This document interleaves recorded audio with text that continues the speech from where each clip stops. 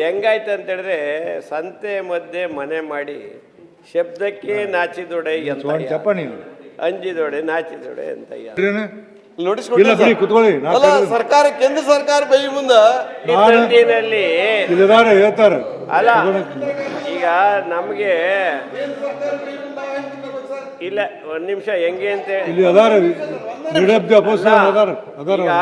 Sir ಒಂದ್ ನಿಮಿಷ ಹೆಂಗಾಯ್ತು ಅಂತ ಹೇಳಿದ್ರೆ ಸಂತೆ ಮಧ್ಯೆ ಮನೆ ಮಾಡಿ ಶಬ್ದಕ್ಕೆ ನಾಚಿದೊಡೆ ಚಪ್ಪ ನೀನು ಅಂಜಿದೊಡೆ ನಾಚಿದೊಡೆ ಅಂತಯ್ಯ ಹಾಗಾಗಿ ಇವತ್ತು ಅಪೋಸಿಷನ್ ಪಾರ್ಟಿಲಿದ್ದಾರೆ ಇವಾಗ ಡಿಬೇಟಿಂಗ್ ಆನ್ 3:30 ನಮಗೊಂದು ಅಪರ್ಚುನಿಟಿ ಕೊಡಲ್ಲ ಅಂದ್ರೆ ಹೇಳ್ಬಿಡಿ 3:30 ಒಳಗೆ ಆದ್ರೆ ಕಟ್ ಡೌನ್ ಮಾಡಿ ಕೊಟ್ಟಿಲ್ಲ ಈಗ ಸ್ಟಾರ್ಟ್ ಮಾಡಿ ಅಂತ ಹೇಳಿ ಇಲ್ಲಿ ಓದಿ ನೋಡಿಲಿ ಕೇಶವ ಪ್ರಸಾದ್ ಭೋಜೇಗೌಡ ಹೇಮಲತಾ ಎಂ ನಾಗರಾಜ್ ಸಂಕ್ರು ಸಿಟಿ ಎಲ್ಲ ಹೆಸರು ಬರ್ಕೊಂಡು ಕೊಡ್ತೀನಿ ಕೊಡೋ ಪುರ್ಸೋದ್ ಬೇಡ ನಿಮ್ಗೆ ನೀವು ಅಲ್ಲಿಗೆ ಮುಗಿಸಿ ಅಂತ ಮಿನಿಸ್ಟರ್ ಹೇಳಿಸ್ಬಿಟ್ರೆ ಉತ್ತರ ಹೇಳೋ ಮಿನಿಸ್ಟರ್ನ ಹೇಳಿಸಿದ ನೋಡಿ ಒಂದ್ ನಿಮಿಷ ಕಾನೂನು ಪ್ರಕಾರವನ್ನು ನಾನು ಕಾನೂನು ಪ್ರಕಾರ ಹೋಗ್ತೀನಿ ನಾ ಅಲೋ ಮಾಡಂಗಿಲ್ಲ ಯಾರ ಮಾತ್ರ ಅವ್ರು ಅಷ್ಟು ಕೊಡ್ತೀನ ನೀ ಕಾನೂನು ಹಚ್ಚಬೇಡ ನಾನು ಹೇಳಕತ್ತೀನಿ ಸುಮ್ ಕುತ್ಕೋ ನೀವ್ ಹೇಳದ್ನ ನಾವು ಕೇಳ್ತಲೇ ಕ್ಲಾರಿಫೈ ಕೊಡ್ತೀನಿ ನಾನು ಯಾವಾಗ ಹೇಳಿದೀವಿ ನಾವು ಪೀಠದ ಆದೇಶ ಯಾವಾಗ ಕೇಳಲ್ಲ ಅಂತ ಹೇಳಿದೀವಿ ನೋಡೋಣ ಸರಿ ಮಾತಾಡಿ ಎಷ್ಟೊತ್ತ ಆಗುತ್ತೆ ಮಾತಾಡಿ ನಾ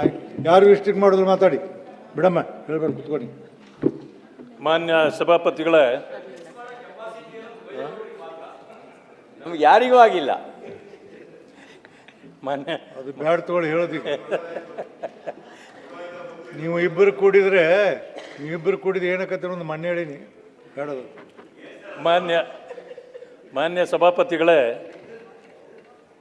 ಒಂದು ನಿಮಿಷ ನಿಮಗೆ ಹೇಳ್ತೀನಿ ಬಜೆಟ್ ಚರ್ಚೆ ಬರುವಾಗ ದಯಮಾಡಿ ನಿಮ್ಮ ಜನರಿಗೆ ಯಾರು ಹೊರಗೆ ಹೋಗ್ಬಾರ್ದು ಎಷ್ಟೊತ್ತಿಗೆ ಯಾರು ಕುತ್ಕೊಳ್ಬೇಕು ಕೇಳಿ ಹೋಗ್ಬಾರ್ದು ಈಗ ಹೇಳ್ಬಿಡ್ತೀನಿ ನಾನು ನಿಮ್ಗೆ ಹೇಳ್ತೀನಿ ನಿಮ್ಮ ಜವಾಬ್ದಾರಿ ಮಾನ್ಯ ಸಭಾಪತಿಗಳೇ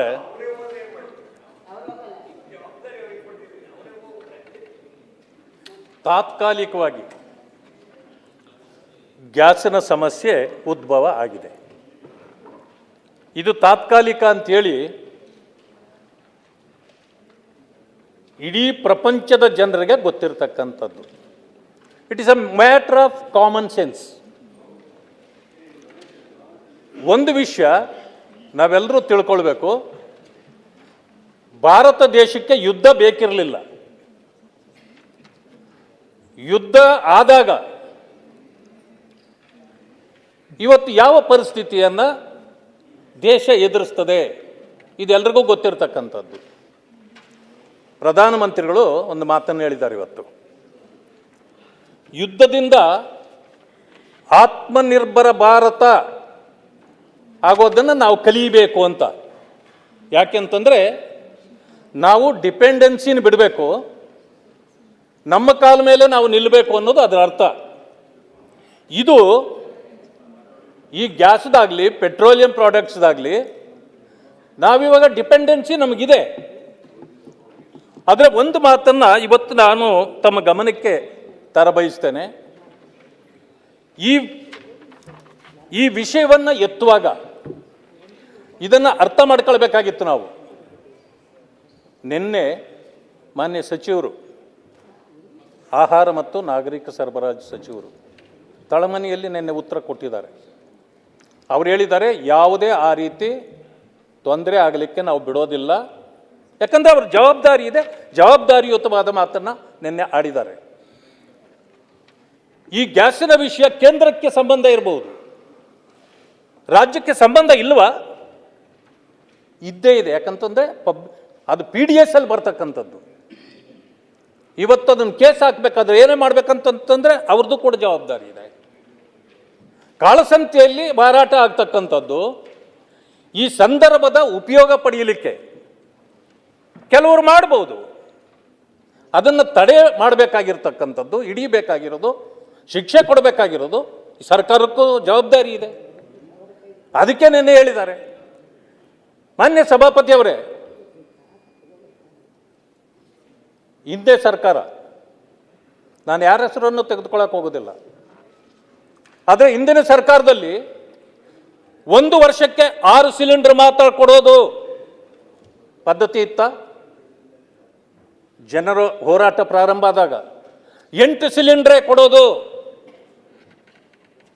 ಇವತ್ತು ದೇಶದ ವಿರೋಧ ಪಕ್ಷದ ನಾಯಕರಾಗಿರ್ತಕ್ಕಂಥವರು ಮನಮೋಹನ್ ಸಿಂಗ್ ಅವರ ಸರ್ಕಾರ ಇದ್ದಾಗ ಅವರು ಸಿಲಿಂಡರ್ಗಳು ಇಷ್ಟೇ ಕೊಡೋದು ಅಂತಂದಾಗ ಏನೇನಾಯಿತು? ಇಡೀ ದೇಶದಲ್ಲಿ ಗೊಂದಲ ಪ್ರಾರಂಭ ಆದಾಗ ಅವರ ಆದೇಶವನ್ನೇ ಅರ್ದು ಬಿಸಾಕಿದ್ರು. ಅಂಥ ಪರಿಸ್ಥಿತಿ ಈಗ ಉದ್ಭವ ಆಗಿಲ್ಲ. 2014ರಲ್ಲಿ ಮಾನ್ಯ ಮೋದಿಜಿಯವರು ಅಧಿಕಾರ ವಹಿಸಿಕೊಂಡ ದಿವಸದಿಂದ ಇಲ್ಲಿಯವರೆಗೆ ಒಂದು ದಿವಸ ಗ್ಯಾಸಿನ ಸಮಸ್ಯೆ ಆಗಿರಲಿಲ್ಲ, ಸಪ್ಲೈ ಇಲ್ಲ ಅಂತ ಆಗಿಲ್ಲ, ಕ್ಯೂ ಅಲ್ಲಿ ಯಾರೋ ಹಚ್ಚಿ ನಿಂತಿಲ್ಲ. ಅದಕ್ಕೆ ಮುಂಚೆ ಕ್ಯೂ ಅಲ್ಲಿ ನಿಂತಿರಬೇಕಾಗಿತ್ತು 3 ದಿವಸ 2 ದಿವಸ ಸಿಲಿಂಡರ್ ಇಟ್ಬಿಟ್ಟು ಗ್ಯಾಸ್ ಏಜೆನ್ಸಿಗಳ ಹತ್ರ ಹೋಗಿ ಕಾಡಿ ಬೇಡಿ ತರಬೇಕಾಗಿತ್ತು. 2 ದಿವಸ 3 ದಿವಸ ಮನೆಯಲ್ಲಿ ಗ್ಯಾಸ್ ಇರ್ತಿರ್ಲಿಲ್ಲ, ಅಡುಗೆ ಮಾಡ್ತಿರ್ಲಿಲ್ಲ. ಅದಕ್ಕೇನು ಮಾಡಿದ್ರು, ಕಮರ್ಷಿಯಲ್ ಸಿಲಿಂಡರ್ಸ್ ಬೇರೆ ಮಾಡಿ, ಡೊಮೆಸ್ಟಿಕ್ಕನ್ನೇ ಬೇರೆ ಮಾಡಿ, ಇವತ್ತು ಯಾವುದೇ ಸಮಸ್ಯೆ ಇಲ್ಲದೆ ಎಲ್ರಿಗೂ ಸಿಲಿಂಡರ್ ಸಿಗ್ತಿತ್ತು. ಇವತ್ತು ತಾತ್ಕಾಲಿಕವಾದ ಸಮಸ್ಯೆ ಬಂದಿದೆ ಅಂತ ಒಪ್ಕೊಳ್ಳೋಣ. ಯಾತಕ್ಕೆ ಬಂತು? ಯಾರಾದರೂ ನುಂಗಿದ್ರ ಸಿಲಿಂಡರ್ನ? ಮಾತಾಡ್ತಕ್ಕಂಥ ಬೇಜವಾಬ್ದಾರಿ ಇರ್ತಕ್ಕಂಥವರು ಈ ರೀತಿ ಮಾತಾಡ್ತಿರ್ಲಿಲ್ಲ. ಆಯ್ತಾ? ಇವತ್ತು ಯಾವ ಪಾಲಿಸಿ ಫೇಲ್ ಆಗಿಲ್ಲ, ನಿಮ್ಮ ಮಾತುಗಳು ಮಾತ್ರ ಫೇಲ್ ಆಗ್ತಾ ಇರೋದು. ಇದನ್ನ ಈಗ ನಾನು ಅದಕ್ಕೆ ಹೇಳಿದೆ, ಈ ಕಾಮನ್ ಸೆನ್ಸ್ ಇರ್ತಕ್ಕಂಥವರು ಈ ರೀತಿ ಮಾತಾಡಲಿಲ್ಲ. ಇವತ್ತು ಹೇಳಿದ್ದಾರೆ ಜನರು ಗಾಬರಿ ಪಡುವ ಅವಶ್ಯಕತೆ ಇಲ್ಲ ಅಂತೇಳಿ ಪ್ರಧಾನಮಂತ್ರಿ ಅವರು ನಿನ್ನೆ ತಾನೇ ಹೇಳಿದ್ದಾರೆ. ಈಗ ಪತ್ರಿಕೆ ಹಿಡ್ಕೊಂಡು ಓದುವಾಗ ನೀವು ಶಾರ್ಟೇಜ್ ಅಂತ ಬಂದಿದ್ದನ್ನು ಓದ್ತೀರಿ. ಪ್ರಧಾನಮಂತ್ರಿ ಅವರು ಹೇಳಿಕೆ ಕೊಟ್ಟಿರೋದನ್ನ ಯಾಕೆ ಕಾಣಲಿಲ್ಲ ನಿಮಗೆ? ಕಣ್ಣುಗಳು ಕುರುಡಿತ್ತಾ ನಿಮಗೆ? ಅದನ್ನು ಓದಬೇಕಾಗಿತ್ತು, ಅದನ್ನು ಹೇಳಬೇಕಾಗಿತ್ತು. ಯಾವುದೇ ಕಾರಣಕ್ಕೆ ಸಮಸ್ಯೆ ಬರಲಿಕ್ಕೆ ನಾನು ಬಿಡೋದಿಲ್ಲ ಅಂತೇಳಿ ಪ್ರಧಾನಮಂತ್ರಿಗಳು ಹೇಳಿದ್ದಾರೆ. ಅದೇ ವಿಷಯವನ್ನು ತೆಗೆದುಕೊಂಡು ಮಾನ್ಯ KH ಮುನಿಯಪ್ಪನವರು ಅದೇ ಮಾತನ್ನು ಹೇಳಿದ್ದಾರೆ. ಆ ರೀತಿ ದುಗುಡ ಪಡ್ತಕ್ಕಂಥ ಅದು ಏನೂ ಇಲ್ಲ. ಕಾಳಸಂತೆಯಲ್ಲಿ ಏನಾದರೂ ಆದ್ರೆ ಮಾತ್ರ ಅದನ್ನು ನಾವು ಜವಾಬ್ದಾರಿ ಇದ್ದೀವಿ, ನಾವು ಕೂಡ ಅದನ್ನು ನೋಡ್ಕೊಳ್ತೇವೆ ಅಂತೇಳಿ ನಿನ್ನೆ ಹೇಳಿದ್ದಾರೆ. ಈಗಾಗಲೇ 14ರಿಂದ 26 ಫೆಬ್ರವರಿಯವರೆಗೆ ಒಂದು ಸಮಸ್ಯೆ ಎಲ್ಲೂ ಬಂದಿಲ್ಲ. ಈಗಾಗಿರ್ತಕ್ಕಂಥದ್ದು ಯುದ್ಧದ ಪರಿಣಾಮವಾಗಿ ತಾತ್ಕಾಲಿಕವಾದ ಈ ಸಮಸ್ಯೆ ಉದ್ಭವ ಆಗಿದೆ. ಇದಕ್ಕೆ ಇಡೀ ದೇಶದ ಜನರು ಅರ್ಥ ಮಾಡ್ಕೊಳ್ಬೇಕು, ಒಟ್ಟಾಗಬೇಕು. ಅದನ್ನು ಬಿಟ್ಟು ಗ್ಯಾಸ್ಗೆ ಬೆಂಕಿ ಹಚ್ಚೋ ಕೆಲಸ ಮಾಡ್ತೀರಿ. ಇದು ವೈಫಲ್ಯ. ಎಲ್ಲಿ ವೈಫಲ್ಯ ಇದೆ? ವೈಫಲ್ಯ ಎಲ್ಲಿದೆ ತೋರಿಸ್ರಿ. ಯಾವುದು ವೈಫಲ್ಯ? ನಿಮ್ಮ ಸಮಸ್ಯೆಗಳು ನೀವು ಯಾವ ರೀತಿ ಮಾಡ್ತಿದ್ರಿ? ನಿಮ್ಮ ಕಾಲದಲ್ಲಿ ಇಲ್ಲದ ಸರ್ಕಾರದ ಅವಧಿಯಲ್ಲಿ ಕಟ್ಟಿಗೆ ಮಾಡಿಸ್ತೀರಾ? ಕಟ್ಟಿಗೆ ಮಾಡಿಸ್ತೀರಿ? ಇವತ್ತು ಕಟ್ಟಿಗೆ ಮಾಡಿಸ್ತೀರಾ? ಕಟ್ಟಿಗೆ ಮಾಡಿಸ್ತೀರಿ? ಅವರೊಬ್ಬರು ಬಿಟ್ಟು ಯಾರ್ದು ಕಡ್ತಕೋಬಾರ್ದು. ಇವತ್ತು ಜನ ಇದನ್ನ ಅರ್ಥ ಮಾಡ್ಕೊಂಡಿದ್ದಾರೆ. ಇದು ಜನರ ಸಮಸ್ಯೆ ಅಲ್ಲ, ಇವತ್ತು ಈ ಕಾಂಗ್ರೆಸ್ ನಾಯಕರ ಸಮಸ್ಯೆ ಇದು. ಅಂದ್ರೆ ಇದರಲ್ಲೂ ಬೇಳೆ ಬೇಯಿಸ್ಬೇಕಾ ನೀವು? ಗ್ಯಾಸ್ ಇಲ್ಲ ಅಂತೀರಿ, ಗ್ಯಾಸ್ ಇಲ್ಲದೆ ಹೇಗೆ ಬೇಳೆ ಬೇಯಿಸ್ಕೊತೀರಿ? ಹೋಗ್ಲಿ, ನಿಮಗೆ ಸೂಕ್ತ ಅದೇ ಅಂತ ಅನಿಸ್ತದೆ, ನಿಮಗೆ ಸೂಕ್ತ ಅದೇ ಅನಿಸ್ತದೆ. ಅದೇ ಮರ ಕಡಿಬಾರ್ದು, ಮರ ಕಡಿಬಾರ್ದು, ಹೊಗೆ ಇಲ್ಲದೆ ಜೀವನ ಮಾಡಬೇಕು ಜನ ಅಂತೇಳಿ 14 ಕೋಟಿ ಫ್ಯಾಮಿಲಿಗಳಿಗೆ, ಬಡವರಿಗೆ ಮೋದಿಜಿಯವರು ಸಿಲಿಂಡರ್ಗಳನ್ನು ಕೊಟ್ಟಿದ್ದು. ನಿಮ್ಮ ಕಾಲದಲ್ಲಿ ಅಲ್ಲ. ಆವತ್ತು ಮಾನ್ಯ ಭಾರತಿ ಶೆಟ್ಟಿ ಅಕ್ಕ ಹೇಳಿದ್ರು, ಆವತ್ತು MP ಗಳಿಂದ ಕೂಪನ್ ತಗೊಂಡು ಹೋಗ್ಬೇಕಾಗಿತ್ತು. ಇಲ್ಲ ಅಂತಂದ್ರೆ 4,000 5,000 ರೂಪಾಯಿ ಲಂಚ ಕೊಟ್ಟು ಸಿಲಿಂಡರ್ಗೆ ಅಪ್ಲೈ ಮಾಡಬೇಕಾಗಿತ್ತು. ಒಂದು ಸಾರಿ ಅದನ್ನು ತಗೊಳ್ಬೇಕಾದ್ರೆ 8,000 ರಿಂದ 10,000 ರೂಪಾಯಿ ಆಗ್ತಿತ್ತು. ನಾವೆಲ್ಲ ತಗೊಂಡು ನೋಡಿದ್ದೀವಿ. ಯಾಕೆಂದ್ರೆ ಸಿಲಿಂಡರ್ಗೆ ಬೇರೆ ಡೆಪಾಸಿಟ್, ಅದಕ್ಕೆ ಬೇರೆ ಹಣ, ಲಂಚ ಬೇರೆ, ಸ್ಟವ್ಗೆ ಬೇರೆ, ಅದಕ್ಕೆ ಅಕ್ಸೆಸರೀಸ್ ಬೇರೆ, ಎಲ್ಲ ಪರಿಸ್ಥಿತಿಯನ್ನು ನೋಡಿರ್ತಕ್ಕಂಥದ್ದು. ಆದರೆ ಇತ್ತೀಚೆಗೆ ಸಮಸ್ಯೆ ಇಲ್ಲದೆ ನಡ್ಕೊಂಡು ಹೋಗ್ತಿರ್ತಕ್ಕಂಥ ಕಾಲದಲ್ಲೂ ಕೂಡ ನೀವು ಏನು ಪಾಲಿಸಿ ಯುದ್ಧದಲ್ಲಿ ಏನು ಪಾಲಿಸಿ ಇರುತ್ತೆ? ಯುದ್ಧದ ಜೊತೆಯಲ್ಲಿ ಪಾಲಿಸಿ ಜೋಡಿಸ್ತೀರಾ? ಪರಿಸ್ಥಿತಿ ಇವತ್ತೇನಾಗಿದೆ? ಇದು ನಮ್ಮ ಒಂದು ದೇಶದ ಸಮಸ್ಯೆ ಅಲ್ಲ, ಕರ್ನಾಟಕದ ಸಮಸ್ಯೆ ಅಲ್ಲ, ಇಡೀ ಪ್ರಪಂಚದ ಸಮಸ್ಯೆ ಆದಾಗ ಇದನ್ನ ಅರ್ಥ ಮಾಡ್ಕೊಳ್ತಕ್ಕಂಥದ್ದೇ ಅದೇ ಕಾಮನ್ ಸೆನ್ಸು. ಆ ಕಾಮನ್ ಸೆನ್ಸು ನಿಮ್ಗಿರ್ಲಿ ಅಷ್ಟೇ ಹೇಳಲಿಕ್ಕೆ ಬಯಸ್ತೇನೆ. ಸಚಿವರು ಉತ್ತರ ಹೇಳಿ. ನೀವು ಇಲ್ಲೆಲ್ಲ ಕೊಡೋದಿಲ್ಲ, ಯಾರು ಕೊಡೋದಿಲ್ಲ. ಉತ್ತರ ಹೇಳಿ ನೀವು. ಮುನಿಯಪ್ಪನವರೇ ನೀವು ಉತ್ತರ ಹೇಳಿ. ನೀವು ನೋಡಿ, ವಿನಂತಿ ಮಾಡ್ತೇನೆ.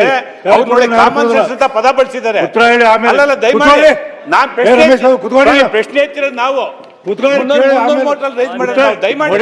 ವಿನಂತಿ ಮಾಡ್ತಾ ಇದ್ದೀನಿ. ಒಂದೇ ನಿಮಿಷ. ಟ್ರಂಪ್ ಅವ್ರು ಹೇಳ್ಕೊಟ್ಟಿದ್ದಾರೆ ಪ್ರಧಾನಮಂತ್ರಿ ಕಾಮನ್ ಸೆನ್ಸ್ ಹೆಂಗಿದೆ ಅಂತ ಹೇಳಿ. ಟ್ರಂಪ್ ಸರ್ಟಿಫಿಕೇಟ್ ಕೊಟ್ಟಿದ್ದಾರೆ. ಪ್ರಸಂಗ ಮಾಡ್ತೀನಿ. ಉತ್ತರ ಹೇಳಿ, ಆಮೇಲೆ ಕೇಳ್ಕೊಳ್ಳಿ. ಸಭಾಪತಿಗಳೇ, ಕ್ಲಾರಿಫಿಕೇಶನ್ ನೀವು ಸಿಗ್ನೇಚರ್ ಅಲ್ಲ, ಕ್ಲಾರಿಫಿಕೇಶನ್ ಕೊಡಕ್ಕೆ ಕೊಡ್ತೀನಿ. ಇರಾನ್ ಮತ್ತು ಇಸ್ರೇಲ್ ಯುದ್ಧದಿಂದ ಉತ್ತರ ಹೇಳಿ. ಈ ಒಂದು ಸಂಬಂಧ ಈ ರಾಷ್ಟ್ರಕ್ಕೆ ಇದು ತೊಂದರೆಯಾಗಿದೆ. ಇದು ಕೇವಲ ಕರ್ನಾಟಕ ರಾಜ್ಯಕ್ಕಲ್ಲ. ಇಂತಹ ಪರಿಸ್ಥಿತಿಯಲ್ಲಿ ನಾವೆಲ್ಲರೂ ಕೂಡ ಇದನ್ನು ಅರ್ಥ ಮಾಡ್ಕೊಳ್ಬೇಕಾಗ್ತದೆ. ದೇಶ ಕಷ್ಟದಲ್ಲಿರುವಂಥ ಕಾಲದಲ್ಲಿ ನಾವು ಯಾವ ರೀತಿ ನಡ್ಕೋಬೇಕು ಅನ್ನೋದು ಬಹಳ ಮುಖ್ಯವಾದಂಥ ವಿಷಯ. ಎಕ್ಸ್ಟರ್ನಲ್ ಅಗ್ರೆಷನ್ನು, ಇಂಟರ್ನಲ್ ಡಿಸ್ಟರ್ಬೆನ್ಸು ಮತ್ತು ಬಹಳ ಅತಿವೃಷ್ಟಿ, ಅನಾವೃಷ್ಟಿ, ಇಂಥ ಸಂದರ್ಭಗಳಲ್ಲಿ ಇದು ಒಂದು ಅಂತ ನಾವು ಭಾವನೆ ಮಾಡ್ಕೋಬೇಕಾಗ್ತದೆ. ಕೇಂದ್ರ ಸರ್ಕಾರ ಮುನ್ನೆಚ್ಚರಿಕೆಯಾಗಿ ಇಂಡಿಯನ್ ಆಯಿಲ್ ಕಾರ್ಪೊರೇಷನ್ಗೆ 5ನೇ ತಾರೀಕು ಪತ್ರ ಬರೆದು, ನಿಮಗೆ ಅವಶ್ಯಕತೆ ಇದೆ ಪ್ರತಿದಿನ ತಕ್ಷಣ ನಮಗೆ ತಿಳಿಸಬೇಕು ಅಂತ ತಿಳಿಸಿದ್ದಾರೆ. ತಕ್ಷಣ ಅದಾದ ಮೇಲೆ ಪರಿಸ್ಥಿತಿ ಗಂಭೀರವಾದಂಥ ಸಂದರ್ಭದಲ್ಲಿ ಮಾನ್ಯ ಮುಖ್ಯಮಂತ್ರಿಗಳು ಆಯಿಲ್ ಕಾರ್ಪೊರೇಷನ್ಗೆ ಪತ್ರವನ್ನು ಬರೆದು ನನಗೆ ಮಾಹಿತಿಯನ್ನು ಕೊಟ್ಟು ತಕ್ಷಣ ಸಭೆಯನ್ನು ಮಾಡು ಅಂತ ಹೇಳಿದರು. ನಿನ್ನೆ ನಾನು ಸದನದಲ್ಲಿ ವಿಧಾನಸಭೆಯಲ್ಲಿ ವಿಷಯವನ್ನು ವಿವರವಾಗಿ ಹೇಳಿದೆ. ಅದಾದ ಮೇಲೆ ನಾನು ತಕ್ಷಣ ನಿನ್ನೆ ಆಯಿಲ್ ಕಾರ್ಪೊರೇಷನ್ ಎಲ್ಲ ಕರೆಸಿ ಮಾತಾಡಿ ವಿಷಯವನ್ನು ಮನವರಿಕೆ ಮಾಡಿಕೊಂಡಿದ್ದೆ. ನಮಗೆ ಒಂದು ಕಮರ್ಷಿಯಲ್ಲು 1,000 ಮೆಟ್ರಿಕ್ ಟನ್ ಅಂದರೆ 1,000 ಮೆಟ್ರಿಕ್ ಟನ್ ಅಂದರೆ 1.5 ಲಕ್ಷ ಸಿಲಿಂಡರ್ಸ್ ಬೇಕಾಗ್ತದೆ. ಡೊಮೆಸ್ಟಿಕ್ಕು 5,000 ಮೆಟ್ರಿಕ್ ಟನ್ ಅಂದರೆ 3,50,000 ಸಿಲಿಂಡರ್ಸ್ ಬೇಕಾಗ್ತದೆ. ಭಾರತ ದೇಶದಲ್ಲಿ 130% ಉತ್ಪಾದನೆ ಇದೆ. ನಾನು ಭಾರತ ಸರ್ಕಾರದಲ್ಲಿ ಕೆಲಸ ಮಾಡಿದ್ದೇನೆ. ನಮಗೆ 70% ಹೊರ ದೇಶದಿಂದ ಬೇಕಾಗ್ತದೆ. ಅಂದರೆ 70% ನಾವು ಹೊರ ದೇಶದ ಮೇಲೆ ಅವಲಂಬಿಸಿದ್ದೀವಿ. ಬಹಳ ಮುಖ್ಯವಾದಂಥ ಜಾಗ ಈ ಹಡಗುಗಳು ಬರುವಂಥ ಜಾಗ ಏನಿದೆ, ಆ ಜಾಗದಲ್ಲಿ ಸುಮಾರು 100 ಹಡಗುಗಳು ನಿಂತುಬಿಟ್ಟಿವೆ.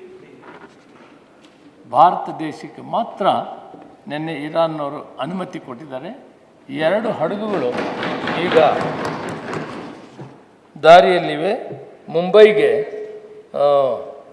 ಹರ್ಮಜ್ ಕೆನಾಲ್ನಲ್ಲಿ ದಾಟಿ ಮುಂಬೈಗೆ 2 ದಿನದಲ್ಲಿ ಒಂದು ಹಡಗು ಬರ್ತದೆ, 10 ದಿನದಲ್ಲಿ ಒಂದು ಹಡಗು ಬಂದರೆ ಪರಿಸ್ಥಿತಿಯನ್ನು ಸುಧಾರಣೆ ಮಾಡಲಿಕ್ಕೆ ಅವಕಾಶ ಇದೆ. ಈಗ ನಮಗೆ ಅವಶ್ಯಕತೆ ಇರೋದೆಷ್ಟು? ಒಂದು ಕುಟುಂಬಕ್ಕೆ 1.5 ತಿಂಗಳಿಗೆ 1 ಸಿಲಿಂಡರು ಸಾಕಾಗ್ತದೆ.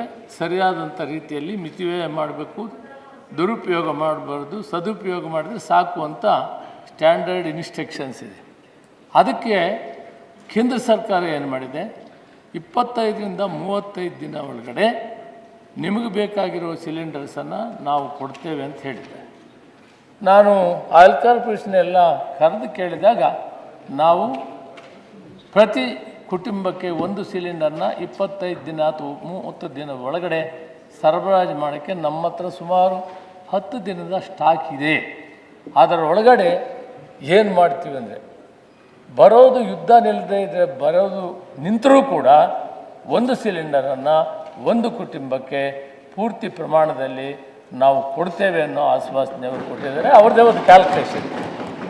ಅಂದಮೇಲೆ ಇವತ್ತೊಂದು ಹೊಸ ಒಂದು ಸುದ್ದಿ ಹೆಚ್ಚಿನ ವಿಡಿಯೋಗಳಿಗೆ ಪ್ರತಿಧ್ವನಿ ಯೂಟ್ಯೂಬ್ ಚಾನೆಲ್ ಸಬ್ಸ್ಕ್ರೈಬ್ ಮಾಡಿ, ಬೆಲ್ ಐಕಾನ್ ಕ್ಲಿಕ್ ಮಾಡಿ.